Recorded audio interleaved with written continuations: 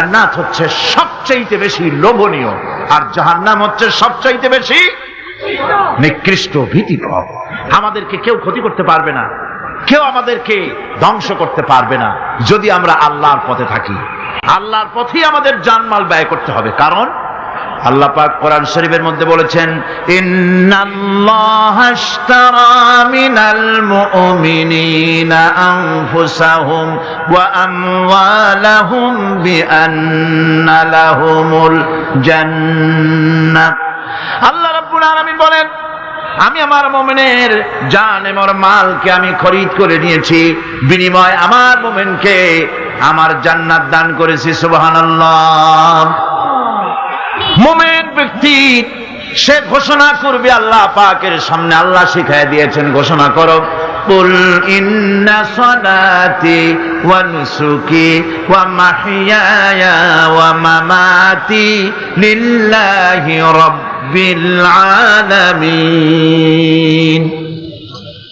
বলো, আমার জান, আমার মাল, আমার সবকিছুকে আমি আল্লাহর হস্তে, আমার নামাজ, আমার হায়াত, আমার কুরবানি, আমার মত, সবকিছু আল্লাহর জন্য নিবেদিত করে দিলাম। কার জন্য?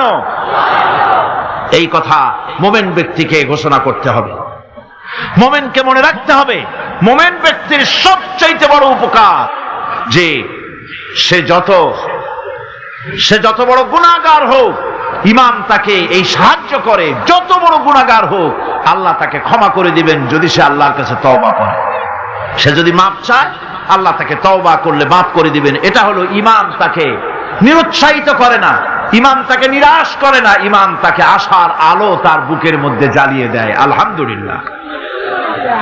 বন্ধুগণ, আল্লাহ রাব্বুল আলামিনের কাছে মানুষ অন্যায় করলে, গুনাহ করে যদি মাবুদের কাছে, আল্লাহ রাব্বুল আলামিনের কাছে যদি দোয়া করে, আল্লাহ পাক বলেছেন, ওয়া ইযা সালাকা ইবাদি আন্নী ফাইন্নী করিব।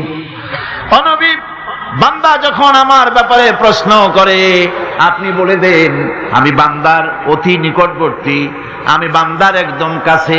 বান্দা যদি গুনাহ করে আমার কাছে মাপ চায়, চোখের পানি ফেলে দেয়, আমি তার গুনাহকে মাফ করে দেব। আল্লাহর কাছে দুইটা ফোঁটা বেশি প্রিয়, একটা হলো জিহাদের ময়দানে যে রক্ত ফোঁটা পড়ে, এই রক্ত ফোঁটা, আর একটা হলো চোখের পানি। আল্লাহর ভয়তে বান্দার চোখ থেকে যে পানি ফোঁটা পড়ে, আল্লাহ রাব্বুল আলামিন এই পানি ফোঁটায় খুশি হয়ে যান। পৃথিবীতে এমন কেউ নাই যে আপনাকে বলবে, যায় আমি তোর অপরাধ মাফ করে দেই। এরকম কেউ কি আছে? কেউ নেই। কিন্তু আল্লাহ পাক বলেন, আমার কাছে ফিরে আয়, চুরি করেছিস ফিরে আয়, জিনা করেছিস, মদ খেয়েছিস ফিরে আয়, যত অপরাধ করেছিস ফিরে আয়। আল্লাহর কাছে বান্দা যখন তওবা করে, গুনাহ করে মাফ চায়, আল্লাহ মাফ করে দেন। শুধু মাফ করেন না, শুধু মাফ করেন না, তার সাইয়্যাত গুলি আল্লাহ রাব্বুল আলামিন হাসানাত দিয়ে বদলায় দেন। সে যে গুনাহ করেছিল, সেই গুনাহগুলি হাসানাত দিয়ে বদলায় দেন। তিনি এমন এক মহান সত্তা যার কাছে চাইলেই তিনি খুশি হন। হর হমেশা দেনে কো वो तैयार है, हर हमेशा देने को वो तैयार है, जो ना मांगे उससे वो बेजार है। যে চায় আল্লাহ তারে বেশি করে দেন, যে চায় না আল্লাহ পাক তার প্রতি নারাজ হয়ে যান। সুতরাং চাওয়াটাই বেশি জরুরি। রাতের আধারে তাহাজ্জুদের নামাজ পড়ে মানুষ যখন কান্দে, মুসলিম শরীফের হাদিসে এসেছে, প্রতি রাত্রে আল্লাহ রাব্বুল আলামিন শেষ আকাশে সেখান থেকে মানুষকে ডাকেন, ও আমার বান্দারা, আমার কাছে চাও, কে অপরাধ করেছো, গুনাহ করেছো। মানুষেরা ওই সময় যারা কাঁদতে থাকে, আল্লাহ রাব্বুল আলামিন ফেরেশতাদেরকে সাক্ষী রেখে বলেন, দেখো আমার এই বান্দাগুলি কিভাবে কাঁদতেছে, আমারে দেখে নাই, আমার দুজক দেখে নাই, বেহেশত দেখে নাই, শুধু আমার ভয়তে, জাহান্নামের ভয়তে কোরআন হাদিস বিশ্বাস করে যেভাবে কাঁদতেছে, আমি তোমাদেরকে সাক্ষী রাখতেছি, আমার এই বান্দাগুলিকে আমি রব্বুল আলামিন মাফ করে দিলাম। ঈমান মানুষকে এভাবে সমৃদ্ধ করে। ঈমান মানুষকে সমৃদ্ধ করে দেয়, তার সাহসিকতা বাড়িয়ে দেয়, তাকে হতাশা থেকে ফিরিয়ে তার মধ্যে আশার সঞ্চার করে দেয়। লা তাকনাতু মির রাহমাতিল্লাহ, আল্লাহ পাক বলছেন আমার রহমত থেকে মায়ুস হয়ে যেও না, নিরাশ হয়ে যেও না, আমার কাছে কাঁদো, আমাকে বলো, আমি জীবনের সমস্ত গুনাহখাতাকে মাফ করে দেব। আমার ভাইরা, মুমিন ব্যক্তির ভিতরে সাহস আল্লাহ পাক সৃষ্টি করে দেন। কোন ভয় ভীতি তার মনের মধ্যে জায়গা পায় না, তার মধ্যে সাহস সৃষ্টি হয়ে যায়। তার দৃষ্টান্ত আল্লাহ পাক কোরআন শরীফের মধ্যে দৃষ্টান্ত রেখে দিয়েছেন। আমার বন্ধু হযরত ইব্রাহিম আলাইহিস সালামকে আগুনের ভিতরে যখন ফেলে দেওয়া হয়েছিল, তাকে ফেরেশতারা সাহায্য চাওয়ার জন্য বলেছিল। ফেরেশতা বলেছে, ইব্রাহিম আমার কাছে সাহায্য চাও, এই আগুন থেকে বাঁচায় দেব। হযরত ইব্রাহিম আলাইহিস সালাম বলেছিলেন, আমি তোমাদের কাছে সাহায্য চাইব না, কারণ আমি তো এমন কোন অন্ধ খোদার ইবাদত করি না যিনি তার নিজের চোখে আমার দুঃখ দুর্দশা না দেখেন। তিনি তো দেখতে পাচ্ছেন, সুতরাং আমি তোমার কাছে সাহায্য চাইব না। আগুনে পড়ে গেলেন, আগুনে পড়ে গেলেন। এরপরে রব্বুল আলামিন আগুনের প্রতি নোটিশ করে দিলেন, ইয়া নারু কুনি বারদাও ওয়া সালামান আলা ইব্রাহিম। আগুন আমার ইব্রাহিমের জন্য শান্তিদায়ক ঠান্ডা হয়ে যা। কি বলেন, আগুন তারপরে জ্বলছিল? আগুন তারে জ্বালাইছে? আগুন তারে জ্বালাতে পারে নাই। আমার বন্ধুগণ, সাহস হারাবেন না, কোন অবস্থাতেই সাহস হারাবেন না। আজও যদি কোন নমরুদ কোন ইব্রাহিমের সন্তানকে যদি তার দলভুক্ত কাউকে যদি আগুনে ফেলে দেয়, আল্লামা ইকবাল বলেছেন, আজ ভি হো জু ইব্রাহিম কাইমা পয়দা আগ কর সকতি হ্যায় এক আন্দাজ গুলিস্তা পয়দা। ইব্রাহিমের ঈমান যদি আজও কোথাও হয় বিদ্যমান, করতে পারেন অগ্নিকুণ্ডে খুবসুরত গুলিস্তান। আজও যদি আগুনের মধ্যে কাউকে ফেলে দেওয়া হয়, কোন নমরুদ যদি আজও ফেলে, তাহলে সেই আল্লাহ আছেন না যে আল্লাহ ইব্রাহিমকে বাঁচাইছিলেন? আছেন কিনা? সে আল্লাহ পাক আজও আছেন এবং আগুনের ভেতর থেকে তার বান্দাকে তিনি হেফাজত করতে সক্ষম। তাইরা আমার হযরতে মূসা আলাইহিস সালামকে এসব ঘটনা কোরআন শরীফে আল্লাহ পাক কেন বললেন? আমি তো বানিয়ে বানিয়ে কোন ঘটনা বলতেছি না, এগুলি কোথায় আছে? কোথায় আছে? আল্লাহ পাক এসব ঘটনা কেন বললেন? এই জন্য বলেছেন, ফেরাউন এক যুগে সেই বিদায় হবে তা না, নমরুদ এক যুগে সেই বিদায় হবে তা না, আবু জাহেল এক যুগে সেই বিদায় হবে তা না।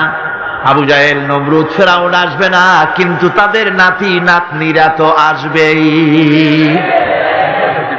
তখন যেন তোমরা ভয় পেও না। আল্লাহ রাব্বুল আলামিন কোরআনে কারীমের মধ্যে পরিষ্কার করে বলে দিয়েছেন, এসব ঘটনা শোনায়েছেন ইবরতের জন্য। কিসের জন্য বলেন?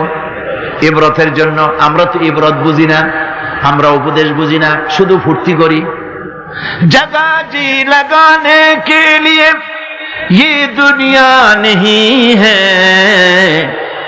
जगह जी लगाने के लिए ये दुनिया नहीं है, ये इबरत की जा है तमाशा नहीं है।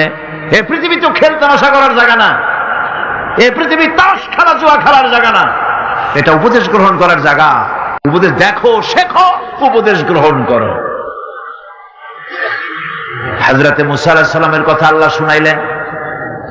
এই কোরআন শরীফের ভিতরে এক জায়গায় দুই জায়গায় নয়, অসংখ্য জায়গায় মূসা আলাইহিস সালামের কথা আল্লাহ বলেছেন, ঠিক কিনা? ইব্রাহিম আলাইহিস সালামের কথা বলেছেন, ঠিক কিনা? মূসা আলাইহিস সালামের কথা আল্লাহ পাক শুনাই দিলেন। ফেরাউন তার পিছনে লেগে গেল। মূসা আলাইহিস সালামের অপরাধটা কি? অপরাধ হলো তিনি বলেছিলেন লা ইলাহা ইল্লাল্লাহ। জোরে বলেন লা ইলাহা ইল্লাল্লাহ। আরো জোরে লা ইলাহা ইল্লাল্লাহ।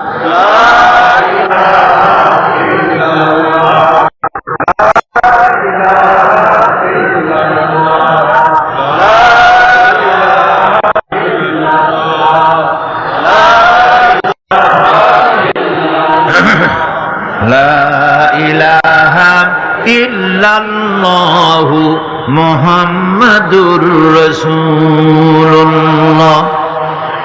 তিনি লা ইলাহা ইল্লাল্লাহর দাওয়াত দিলেন। ফিরআউন জবাবে বলল, মা আলিমতু লাকুম মিন ইলাহিন গায়রি, আমি তো জানি না, আমি ছাড়া আরো ইলাহ আছে, আমি তো জানি না।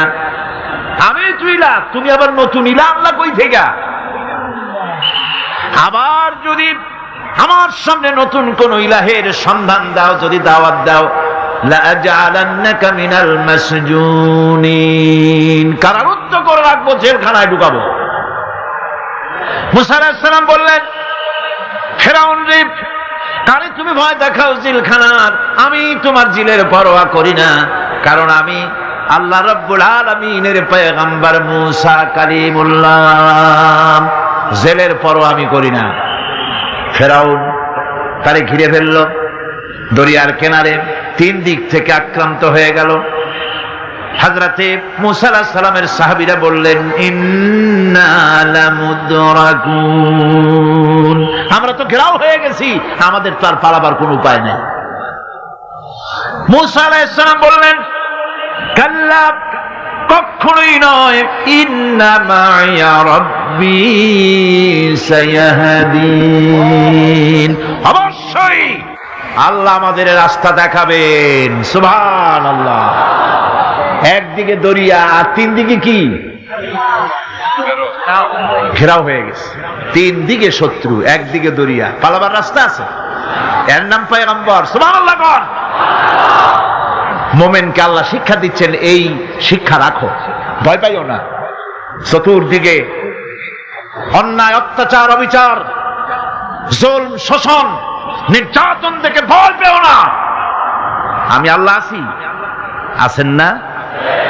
আল্লাহ কয় এক একজনের ক্ষমতা দেই, এক এক দলকে ক্ষমতা দেই, ক্ষমতা দিয়া লিনানজুরাকুম কাইফা তা'মালুন, ক্ষমতা দিয়া তাকায় দেখি করো নাকি, কি করো।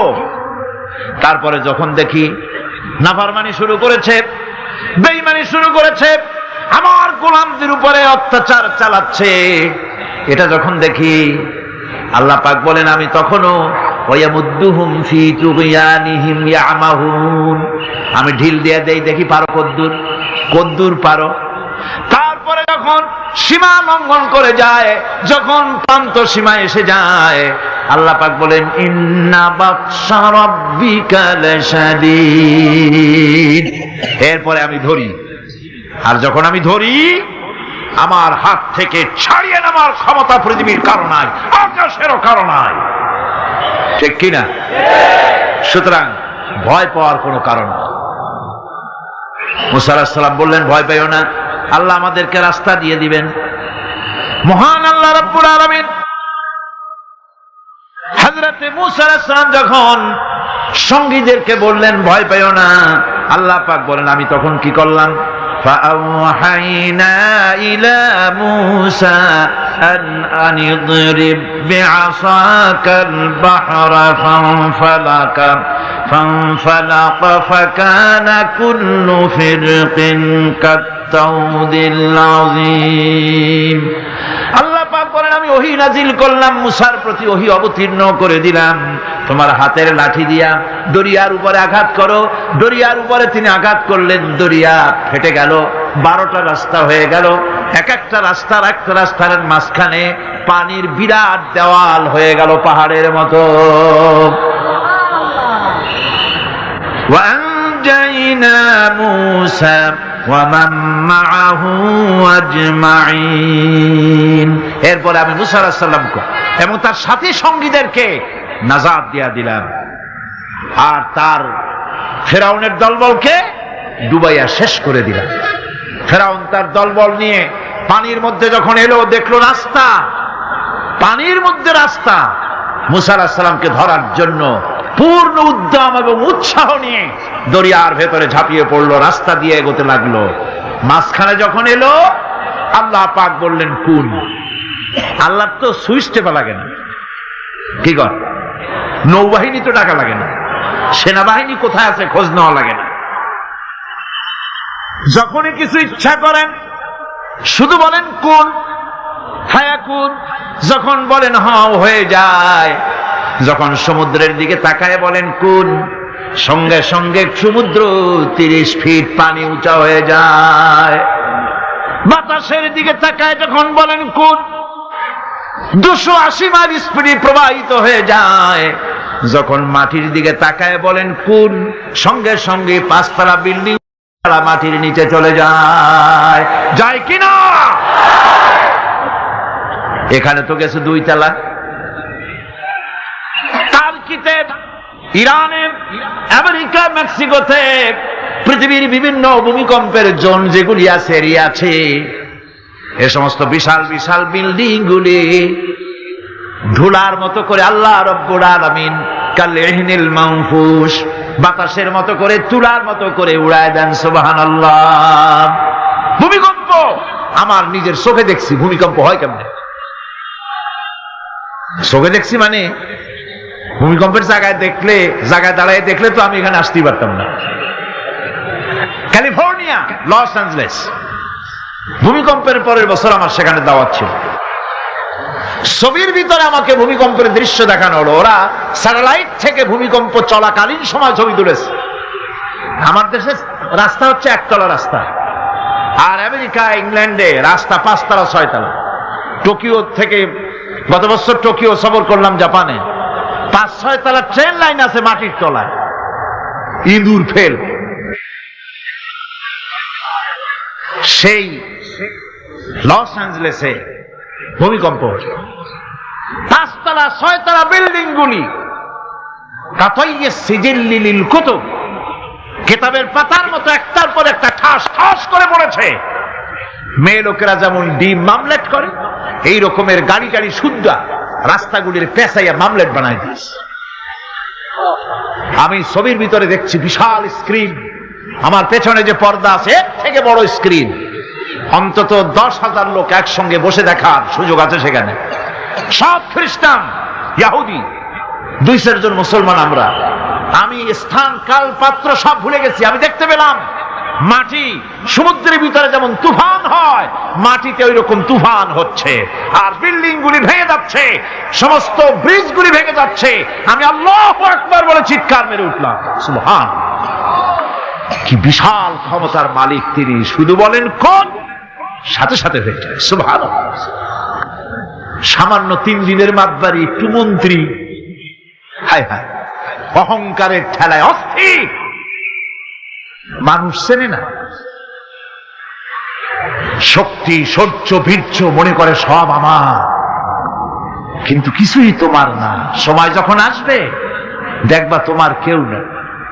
টেলিফোনের কাছে হাত দেবা, তারও সময় পাওয়া যাবে না, তার আগেই কাম সারা। দেখেন না আমাদের দেশে পুলিশের অবস্থা দেখেন। পুলিশেরা এরা মন্ত্রী যখন আসে খুব ফিটফাট হয়ে মন্ত্রীকে সেলুট মারে, হাত দিয়ে একটা মারে, পাও দিয়ে আর একটা মারে। আমি চিন্তা করছি যে এটার হাকিকতটা কি, বিষয়টা এই যে 2টা সেলুট, হাত দিয়ে একটা, পাও দিয়ে একটা, কারণটা কি? হাত দিয়ে তো বুঝলাম যে সত্যি এরা হাত দিয়া ব্রিটিশ প্যাটার্নে সেলুট মেরেছে, কিন্তু পাও দিয়া, পরে চিন্তা করলাম আসলে ঠিকই আছে। তার মানে হলো এর হাকিকত হচ্ছে, যতদিন মন্ত্রী সাহেব এই সরকারের আইন মেনে, এই সংবিধান মেনে বাংলাদেশের স্বাধীনতা, স্বাধীন অস্তিত্ব, সার্বভৌমত্বকে মর্যাদা দিয়া যতদিন চলবেন এরকম মারব। আর যখন বেকায়দা করবেন, হাত দিয়া না, নিচেরটা দিয়ে মারব। কথা ঠিক কিনা কন? আজকের যে স্বরাষ্ট্রমন্ত্রী, কালকে দেখবেন পিটানের ঠেলায়, ক্ষমতায় যদি না থাকে হসপিটালে শুয়ে আছে। এগুলি তো আমরা পত্রিকায় দেখি, ছবি শুদ্ধ দেখি। কথা ঠিক কিনা? এগুলি আমি বললাম কেন? এই জন্য বললাম, ইতিহাস ভুলে যাওয়া উচিত না, ক্ষমতার দম্ভে পাগল হয়ে যাওয়া উচিত না। আল্লাহ পাক বলেছেন, লিনানজুরাকুম কাইফা তা'মালুন, ক্ষমতা দিয়ে আমি দেখি আমলটা কি করো, তোমার আমলটা কি হয়, কি ধরনের। ব্যবহার করো জাতির সাথে, মানুষের সাথে। ক্ষমতার দম্ভে পাগল হয়ে যেও না। ওই যে পণ্ডিত জওয়াহরলাল নেহেরু, সেই যে বাংলা হসপিটালে গেছিল, মেন্টাল হসপিটাল, মাথায় সুন্দর টুপি, গায়ে শেরওয়ানি, চোস্ত পাজামা, হাতে ছড়ি, ইসলামী ড্রেস। অমুসলমানদের কাছে মজা লাগে, কিন্তু দুর্ভাগ্যজনক আমার দেশের মুসলমানদের মজা লাগে না। এদের মজা লাগে অন্যদেরটা অনুসরণ করতে, নিজেরটা ভালো লাগে না। সুন্দর টুপি, সারা জীবন নেহেরু শেরওয়ানি, পাজামা, টুপি ব্যবহার করেছেন, ঠিক কিনা? এই পোশাক কার? নেহরুর বাপের। মুসলমান। আজ মুসলমানদের এই ড্রেসকে বাংলাদেশের টেলিভিশনে অমর্যাদা করা হচ্ছে।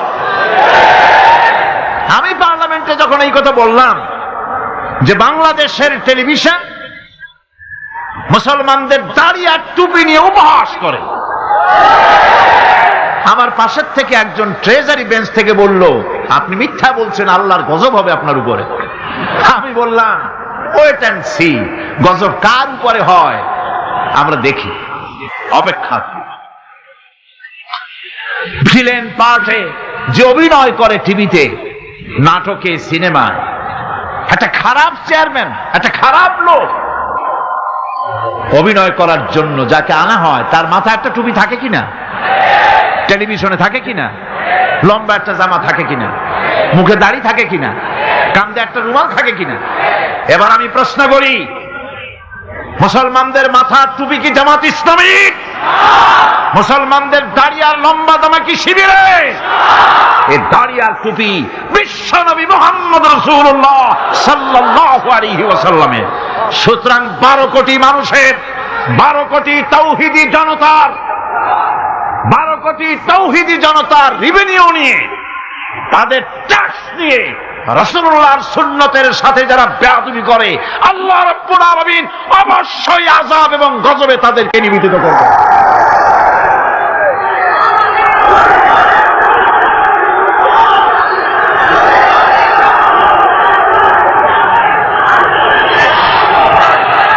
আমার বন্ধুগণ, পণ্ডিত নেহেরু হসপিটালে গিয়েছে, পাগলেরা জিজ্ঞেস করছে, এত সুন্দর কেতাদুরুস্ত লোক তো দেখেনি, তুমি কে গো? উনি বললেন, আমারে ঠিক পাও নাই, আমি ভারতের প্রধানমন্ত্রী পণ্ডিত জওয়াহরলাল নেহেরু। এক পাগল অনেক সময় আপাদমস্তক নিরীক্ষণ করে দেখে বলছেন, ও সেই কথা, তা ঠিক আছে, আমরাও যখন এখানে এসেছিলাম তোমার মতো এরকম লম্বা লম্বা কথা আমরাও বলতাম, থাকো আমাদের কাছে কিছুদিন, তোমার মাথাটাও ঠান্ডা হয়ে যাবে। সুতরাং দুনিয়ার এই রঙ্গমঞ্চে এসে যারাই স্বৈরাচার হয়েছে, মানুষের উপর নির্যাতন করেছে, নিজের মন গড়া আইন কানুনকে চাপায় রাখবার চেষ্টা করেছে, নিজের ক্ষমতাকে দীর্ঘস্থায়ী করার জন্য দলীয়করণ, আত্মীয়করণের নিকৃষ্টতম উদাহরণ সৃষ্টি করেছে, আল্লাহ রাব্বুল আলামিন গজব দিয়ে তাদেরকে বিদায় করেছে। সুতরাং এই পৃথিবীর রঙ্গমঞ্চ, এইখানে আল্লাহ পাক কোন জালিমকে বরদাস্ত করেন নাই, ঠিক কিনা কন? আল্লাহ রাব্বুল আলামিন তাই ঈমানে সমৃদ্ধ লোকদেরকে রব্বুল আলামিন তাদেরকে শুনান, ভয় পায় না। এ ধরনের জুলুম করেছিল ফেরাউন, ডুবাই দিছি তারে। জুলুম করেছিল নমরুদ, নমরুদকে মারার জন্য কোন জেনারেল লাগাই নাই, একটা খোড়া কর্নেল দিয়েই শেষ করে দিছি। দিছে কিনা? একটা ঠ্যাং ভাঙ্গা মশায় শেষ করছে না? একটা ঠ্যাং ভাঙ্গা মশায় শেষ করে দিল। আবু জাহেলের গোষ্ঠী শেষ হয়ে গেল, জামাল নাসের গেল, মোস্তফা কামাল পাশা গেল, রেজা শাহ পাহলভী গেল। তাদের প্রেতাত্মা যারাই দুনিয়ায় যেই মঞ্চে আসলো আল্লাহ বিদায় করে দিলেন। কিন্তু এমনই দুর্দশা যে যায় লঙ্কা, সেই আর মানুষ হালে ফেরে না। যাওয়ার আগে খুব দোয়া করে, আল্লাহ আর একটা বার, কিন্তু গেলে আর উস থাকে না, ঠিক কিনা? আমার বন্ধু, ভয় পাওয়ার কারণ নাই। কোরআনে কারীম পরিষ্কার করে ঘোষণা করছেন, আল্লাহ রাব্বুল আলামিনের নবী তাকেও কাফির বেঈমানেরা দুনিয়া থেকে মিটাই দিতে চেয়েছে। হিজরতের রাতে হযরত আবু বকর সিদ্দিক রাদিয়াল্লাহু তাআলা আনহুকে সঙ্গে করে নিয়ে নবীজি সর পাহাড়ে চলে গেলেন। ফজর হয়ে গেল। হযরত আবু বকর বলেন, হুজুর আর বাঁচার উপায় নাই, কাফেররা দেখে ফেলবে, এখনই পালাই, গুহার মধ্যে ঢুকি। এই গুহার ভিতরে সাপ থাকতে পারে, বিচ্ছু থাকতে পারে, আমি আগে ঢুকি, সাপ করি, যদি কোনো বিপদ হয় আমার উপর থেকে হয়ে যাক, আল্লাহর নবী বেঁচে থাকুন। গুহার ভিতরে নেমে নিজ হাতে সবকিছু সাফ করে হুজুরকে সেখানে তিনি ডাকলেন। নবীজি বললেন, আবু বকর, বড় কষ্ট করেছি, একটু বিশ্রাম করি। হযরত আবু বকর উলুর উপরে মাথা রেখে হুজুর ঘুমায় গেলেন।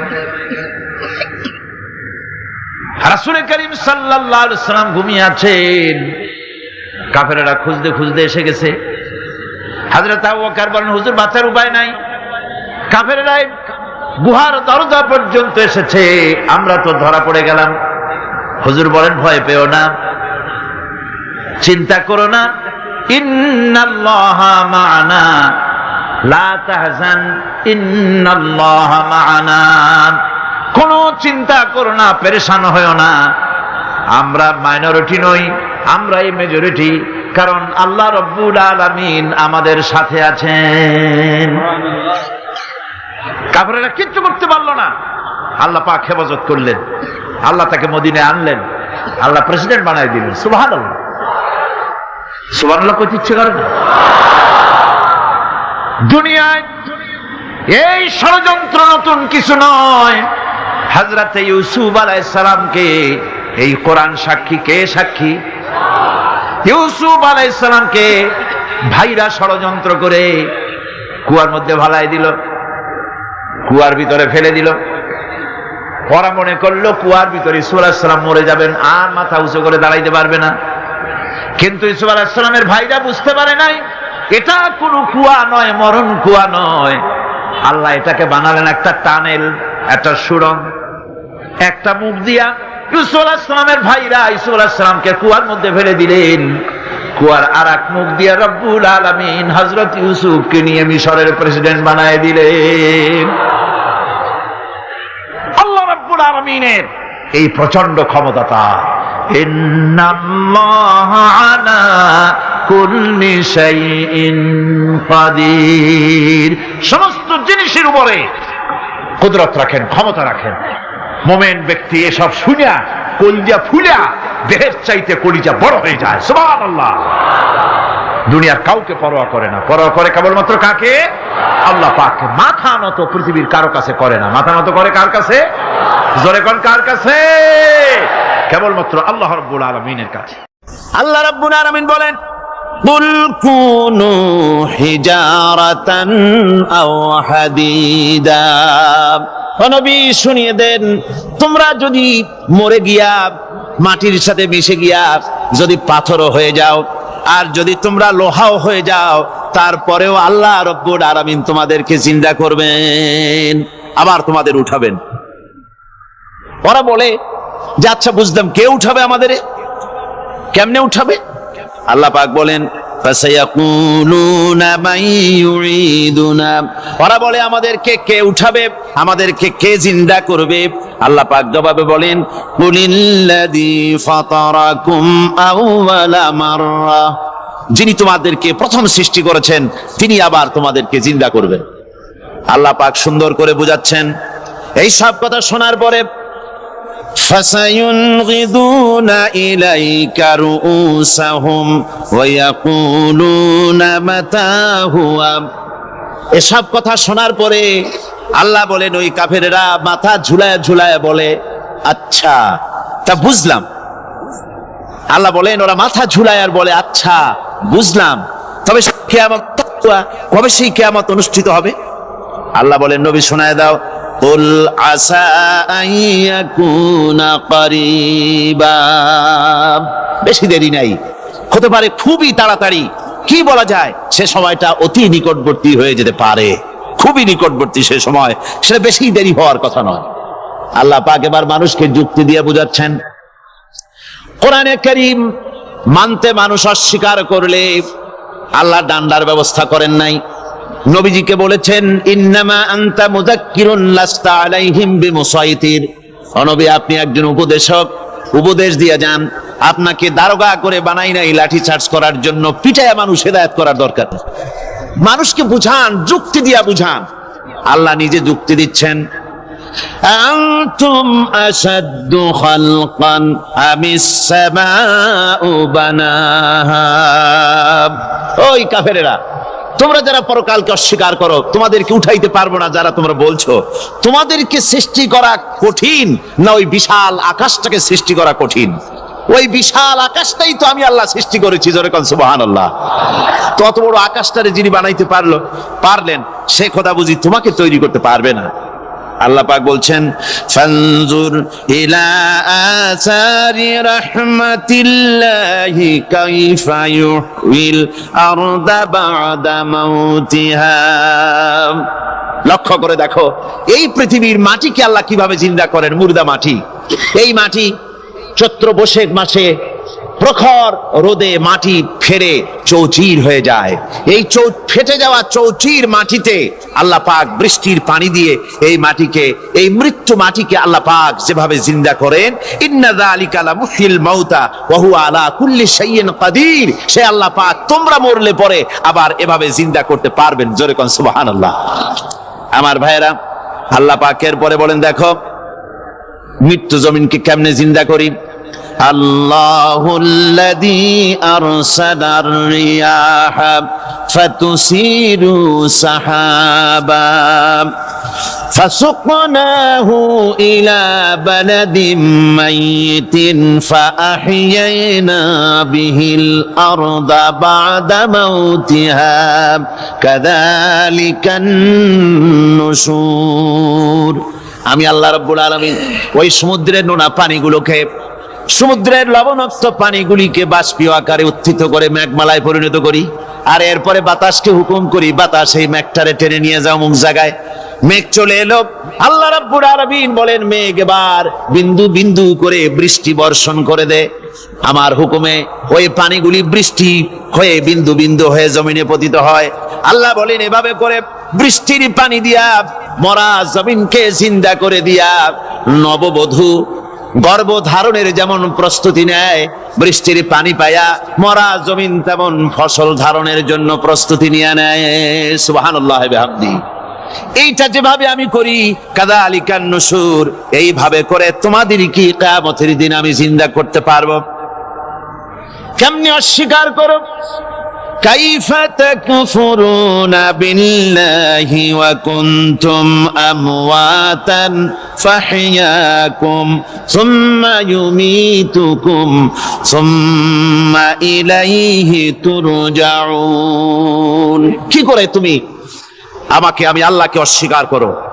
কুনতুম আমওয়াতান, তুমি ছিলে নিষ্প্রাণ, ফাহইয়াকুম, এরপরে আমি তোমাকে জিন্দা করলাম, সুম্মা ইউমীতুকুম, এরপরে তোমাকে আমি মৃত্যু করব, সুম্মা ইউহয়িকুম, এরপরে তোমাদেরকে আবার আমি জিন্দা করব, সুম্মা ইলাইহি তুরজাউন, এরপরে তোমাদের সকলকেই আমার কাছে ফিরে আসতে হবে। দেখেন না, আমরা যখন মানুষকে কবরে রাখি, কবরে রাখা তারপরে উপরে মাটি দিয়ে কি বলেন আপনারা? মিনহা খালাকনাকুম, পড়েন, মিনহা খালাকনাকুম ওয়া ফিহা নুঈদুকুম ওয়া মিনহা নুখরিজুকুম তারাতান উখরা। এ বান্দা, এই মাটি দিয়া তোরে তৈরি করা হয়েছিল, এ মাটির ভিতরে রেখে গেলাম, আবার এই মাটি থেকে আল্লাহ রাব্বুল আলামিন তোমারে জিন্দা করবেন। কিয়ামতের ময়দানে সকলকে উঠতে হবে সেখানে আল্লাহর দরবারে। আল্লাহ পাক বলছেন, বান্দা কেমনে অস্বীকার করো? ইন কুনতুম ফি রাইবিম মিনাল বা'স ফাইন্না খালাকনাকুম মিন তুরাব। পরকালকে যারা অস্বীকার করো, কিয়ামতে উঠতে হবে, এটাকে কিভাবে অস্বীকার করো? চিন্তা করে দেখো, তুমি নিষ্প্রাণ মাটি ছিলে, সেই মাটি দিয়েই আমি তোমাকে তৈরি করেছি। আবার আল্লাহ পাক মানুষকে আরো বুঝান, কিয়ামত আছে, পরকাল হবে, আল্লাহর দরবারে উঠতে হবে, আলাম ইয়াকুন নুতফাতাম মিন মানিজ্জিন ইউমনা, তুমি কি মাতৃগর্ভে নিক্ষিপ্ত এক ফোঁটা পানি ছিলে না? সুম্মা কানা আলাকাতান ফাখালাকা ফাসাওয়া, এরপরে তোমাকে মাংসপিণ্ডে, জমাট রক্তে মাংসপিণ্ডে পরিণত করা হলো, এরপরে তোমাকে সুন্দর করে তোমাকে সুগঠিত করা হলো। ফাজআলা মিনহু যাওজাইনি যাকারা ওয়াল উনসা, এরপরে মাতৃগর্ভের ভিতরে আমি এটাকে পুরুষ বানালাম, কন্যা সন্তান অথবা পুত্র সন্তানে পরিণত করলাম। এইটা যে পেরেছে, যিনি পেরেছেন, আলাইসা যালিকা বিকাদিরিন আলা আইয়ুহিয়াল মাউতা, সে আল্লাহর পক্ষে কি সম্ভব নয় যে তোমার মৃত্যুর পরে তিনি আবার জিন্দা করতে পারবেন? কি বলেন সম্ভব না? তিনি পারবেন না? নিশ্চয়ই তিনি আবার কিয়ামতের মাঠে আমাদেরকে হাজির করতে পারবেন, এতে কোনো সন্দেহ নাই। আল্লাহ পাক সেই জন্য এখানে বলতেছেন যে ওরা বাল কাযযাবু বিসসাম, ওরা আসলেই পরকালকে অস্বীকার করেছে। আপনি যে নবী, এতে কোনো সন্দেহ নাই। আপনি খানা খান, আপনি বাজারে যান, এটাই মূল আপত্তির বিষয় না। মূল কথা হলো তারা পরকালকে অস্বীকার করেছে। আল্লাহ পাক বলেন ওয়া আন্নাস-সাআতা আতিয়াতুন লা রাইবা ফিহা, অবশ্যই সে সময় আসবে, সে কিয়ামত আসবেই, এতে কোনো সন্দেহ নাই। ওয়া আন্নাল্লাহা ইয়াবআসু মান ফিল কুবুর, আর আল্লাহ পাক তিনি কবরের মধ্যে অন্তর্হিত যা কিছু আছে সবাইকে কিয়ামতের দিন আল্লাহ পাক ময়দানে উঠাবেন। কিয়ামতে আল্লাহর দরবারে সকলকে হাজির হতে হবে।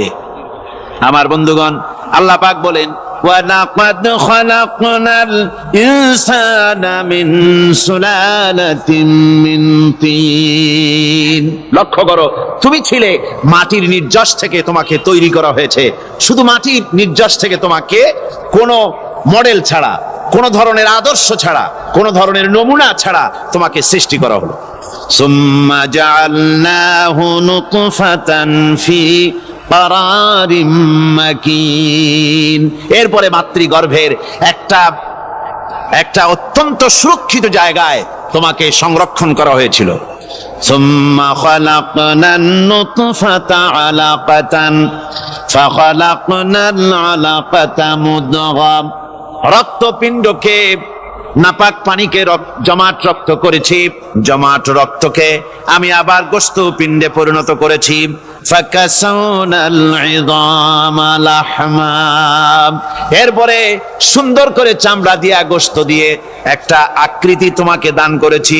সুম্মা আনশানাহু খালকান আখারা ফাতাবারাকাল্লাহু আহসানুল খালিকিন, এরপরে সুন্দর একটা বিশেষ একটা আকৃতি দিয়ে তোমাকে আমি সুন্দর করে সুগঠিত করে তোমাকে তৈরি করেছি।